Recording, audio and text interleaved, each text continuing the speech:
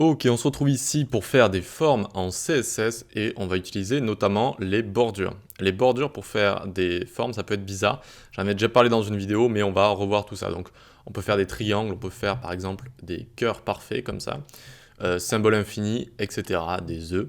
Et on va voir également une petite animation à la fin avec Clip Pass qui peut être intéressant, mais également on verra que ça peut avoir des petits défauts également. Donc on peut vraiment faire plein de formes. Et donc il n'y a pas que bordure qu'on va utiliser ici, on va utiliser pas mal de choses. Et donc on va voir ça tout de suite. Ça va vous améliorer en CSS. Donc on vient ici dans notre code. Alors le serveur est offline, on le rouvre comme ça. Et on va voir un petit peu comment ça fonctionne déjà ce système de bordure pour faire des formes. Donc tac, tac, je grossis pour ceux qui sont sur portable et c'est parti. Ici, on va juste faire une div avec la classe triangle comme ça. Ok, aussi simple que ça. Ensuite, notre body, j'ai envie de séparer toutes mes petites créations. Je vais lui donner une hauteur fixe de 3000 pixels. Display flex, justify content, space between pour mettre de l'espace entre ces petites formes. Align items, center pour centrer. Et flex direction, column. Hop, hop, nickel. Donc ça, c'est juste pour avoir mes éléments qui seront bien placés. Maintenant, on va attaquer notre triangle ici. Hop, notre triangle, on va lui donner une hauteur de 0 pixel et une width de 0 pixel ici. Une hauteur et une width de 0 pixel. Donc là, il n'existe pas, enfin, tout du moins, il existe dans le DOM, mais il n'a pas de hauteur et de largeur. Ici, si on commence à lui donner des bordures, par exemple, je vais lui donner juste bordure, comme ça. Je vais lui donner 100 pixels de bordure, solide, et blue, par exemple. Et donc là, ce qu'on va voir, on va voir une sorte de carré ici, et pourtant, je n'ai pas donné de hauteur et de largeur. Dans ce carré, il y a les différentes bordures ici, qui forment des triangles déjà. Ok, je vais vous les montrer. Je vais vous les montrer. Oups, j'ai ouvert un navigateur à côté. Tac, ici, si on commence à donner des bordures left, right, etc. Left, right, top et bottom. Eh bien, si on leur met des couleurs différentes, on va voir vraiment ce qui se passe ici. On va mettre red, on va mettre aqua et on va mettre ici dark red par exemple. Et regardez, hop, on a ici les bordures qui se rejoignent en forme de triangle. Alors ça peut paraître bizarre, mais c'est parce qu'on n'a pas de hauteur et de largeur ici. Si on commence à donner une hauteur et une largeur, ça va être beaucoup plus limpide. Regardez, on met ici 100, 100, hop, et donc on aura également un carré. Mais à l'intérieur, on a ici notre dimension. Là, on a 100 sur 100. Alors si on augmente encore plus, ce sera vraiment limpide du coup. 300, 300, pour qu'on ait des vraies bordures. En fait, c'est ça les bordures qu'on met. Alors, en général, on les met toutes de la même couleur, donc on ne voit pas cette sorte de symbole ici, mais c'est comme ça qu'elles sont. Elles se rejoignent en fait sous forme de triangle ici, et vu qu'il y a de la hauteur et de la largeur à l'intérieur, eh bien le triangle ne va pas se finir, mais si on enlève toute la hauteur et la largeur, eh bien ça va se rejoindre sous forme de triangle. D'accord? Et une fois qu'on a compris ça, eh bien si on met 0 et 0, eh bien on voit bien que oui, c'est des triangles qui se rejoignent comme ça. Et donc évidemment, on peut en mettre certains transparents, et c'est ça qui va faire tout l'effet. Ici par exemple, je vais mettre, oups, alors tac, je vais garder juste mon top ici, tout le reste je vais mettre transparent comme ça. Et donc ça va faire une flèche qui pointe vers le bas. Hop, on vient dans mon navigateur ici, on a bien une flèche qui pointe vers le bas très facilement en simple CSS ici. On a réussi à faire ces formes-là tout simplement en utilisant les bordures. Ok, donc ça peut être assez sympa si vous avez envie de faire des chevrons ou si vous avez envie de faire des flèches comme ça, mais on va voir qu'on va pouvoir créer des choses plus stylées. Alors pas forcément avec border, avec les bordures, ici on va créer un cœur. Ok, donc div.cœur, très bien. Notre triangle, on le met en commentaire. Ah, je fais n'importe quoi aujourd'hui. Hop, tac, et ici on fait point cœur. Et on va lui mettre une position relative. Pourquoi? Parce qu'on va utiliser des pseudo-éléments.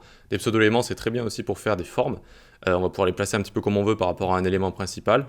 Et vous allez voir que c'est assez sympa. Donc ici, position relative, parce que ces pseudo-éléments, entre guillemets, bon, c'est pas ses enfants, mais ils vont être positionnés par rapport à position relative. Et ici, on va faire cœur, deux points, before et after. Donc les deux pseudo-éléments before et after. On les met en position absolute, donc par rapport à leur entre guillemets parent, c'est-à-dire l'élément à partir duquel on crée before et after. Ensuite, on leur met content vide, c'est tout le temps ce qu'on fait avec les pseudo-éléments, même si on met rien à l'intérieur de content, il faut les initialiser avec content vide. Ensuite, on leur met une width de 50 pixels, une hauteur de 80 pixels, et juste un background crimson. Et donc là, normalement, on a des rectangles. On a deux rectangles les uns sur les autres. Ok, donc ça ressemble pas encore à des cœurs. Ce qu'il va falloir faire, c'est transformer le haut des rectangles en rond. D'accord, on va arrondir le haut des rectangles, puis on les translatera pour donner cette forme de cœur. Donc pour ce faire, on revient ici et on commence à faire border, mais cette fois radius. Border radius est égal 40 pixels, 0, 0. Alors j'ai fait une petite faute, ouais. Tac, radius. Donc les deux angles du haut, eh bien, ils sont plus de la moitié de la hauteur. Ce qui fait que ça va faire ces formes-là d'arrondi parfait comme ça. D'accord? Quand on met une valeur qui est plus de la moitié de la hauteur, les deux angles qui forment des deux côtés ici vont avoir un rayon qui est plus grand que la hauteur de l'élément. Du coup, ça va nous donner cet arrondi comme ça. J'ai fait une vidéo dessus aussi si vous voulez en savoir plus. Donc ici, très bien, on a ça comme ça. Maintenant, on va pouvoir transform rotate, moins 45 degrés. Tac. Ça va juste rotate notre élément. Et vous allez deviner qu'on va faire la même chose, mais de l'autre côté. D'accord, on peut commencer à imaginer ça. Et ce qu'on va faire aussi maintenant, c'est un transform origin. Donc on change l'origine de transformation qui est de base sur center et on lui met 0, 100%. Pour mieux visualiser ça, je vous conseille d'aller sur MDN. Alors je vais juste fermer le navigateur que j'ai à côté, je fais que l'ouvrir. Voilà.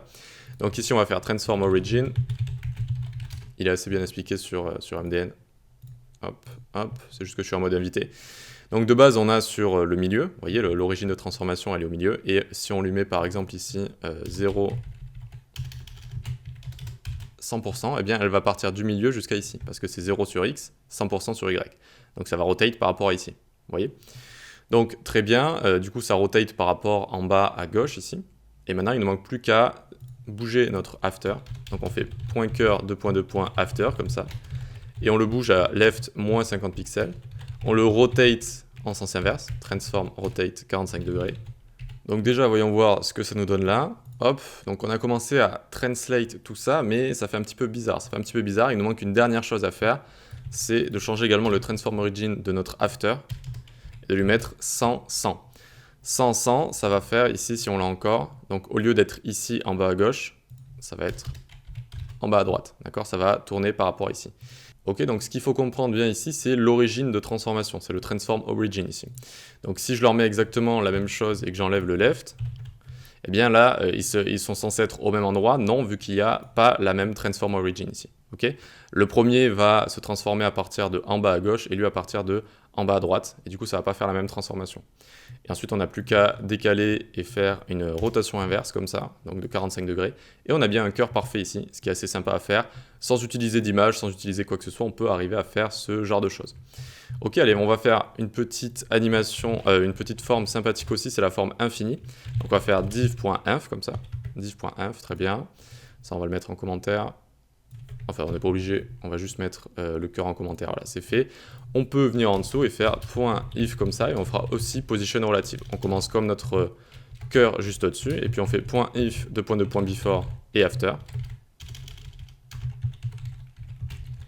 Eh bien, on va les mettre en position absolute également, position absolute par rapport aux position relative. Ici, on peut mettre une virgule, hein, c'est comme un et en CSS, ça va sélectionner les deux.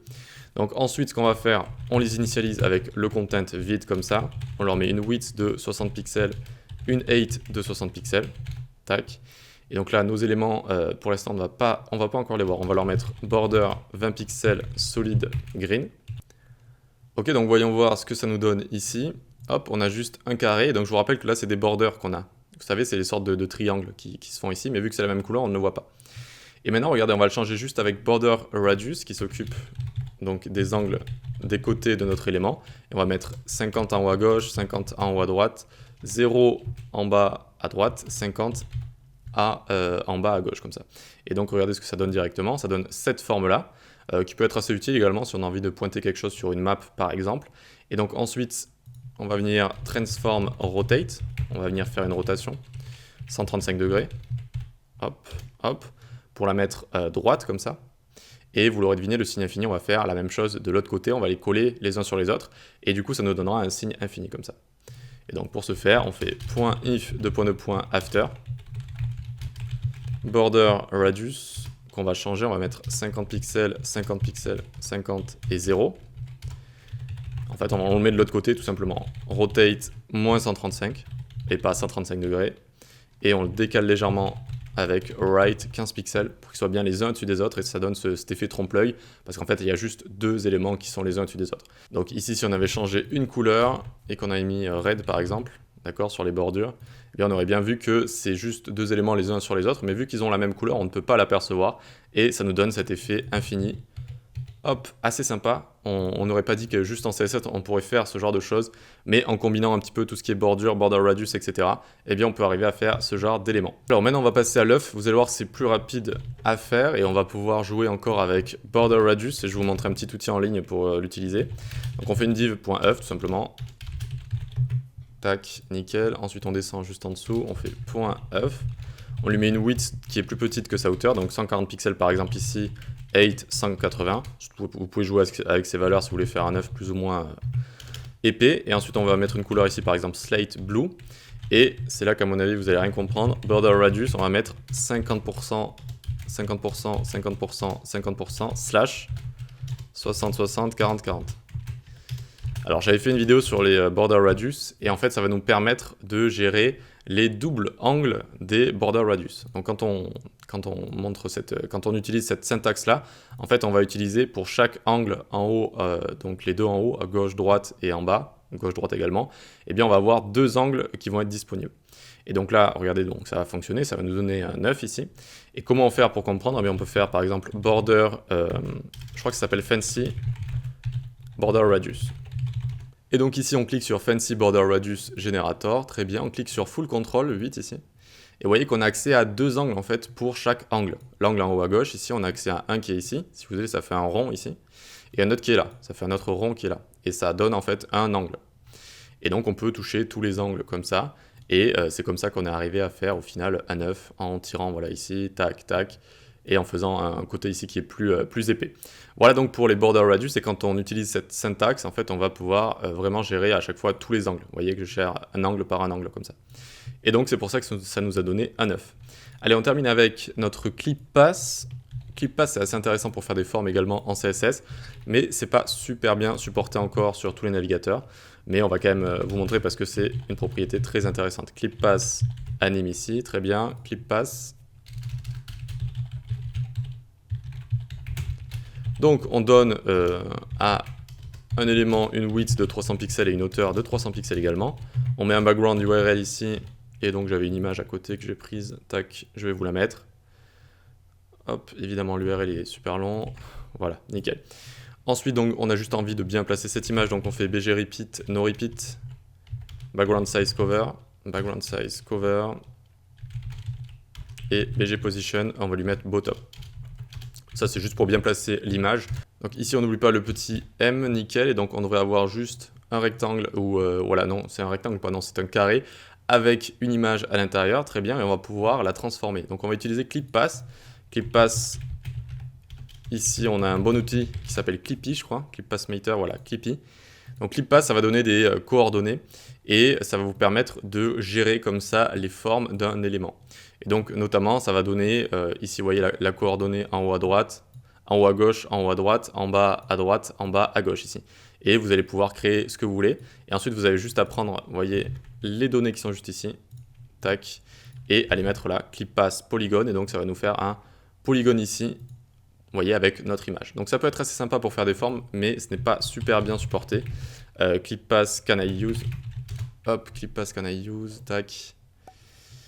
Vous voyez par exemple IE ne le supporte pas, et là il y a des supports qui sont partiels, même s'ils sont quand même assez complets vu que c'est juste un support partiel sur les SVG en inline, donc bon c'est quand même assez, on n'utilise pas souvent, mais sinon voilà, c'est pas encore super bien supporté, mais c'est vrai que c'est assez sympa, ça permet de faire des formes comme ça, en donnant juste des points, hop, on arrive à faire des formes. Et donc si on a le même nombre de points, par exemple si on prend left arrow ici, on le prend, tac, tac, on lui met juste ici. Ça va nous donner donc une flèche directement, vous voyez que ça fait une flèche, et on peut l'animer en fait, on peut l'animer, et donc pour ce faire, on va prendre la flèche qui va de l'autre côté, qui a exactement du coup le même nombre de points, sinon ça ne fonctionne pas, il faut exactement le même nombre de points. On va du coup faire ici une animation, elle va durer 3,5 secondes, elle va s'appeler clip anim, elle va durer à l'infini, et donc on peut se la créer juste en dessous, @keyframes, clip anim, hop hop, on lui met donc à 0%, on lui met le polygone de base ici. Alors, Pas celui que j'ai pris, celui-là ce sera à 50%.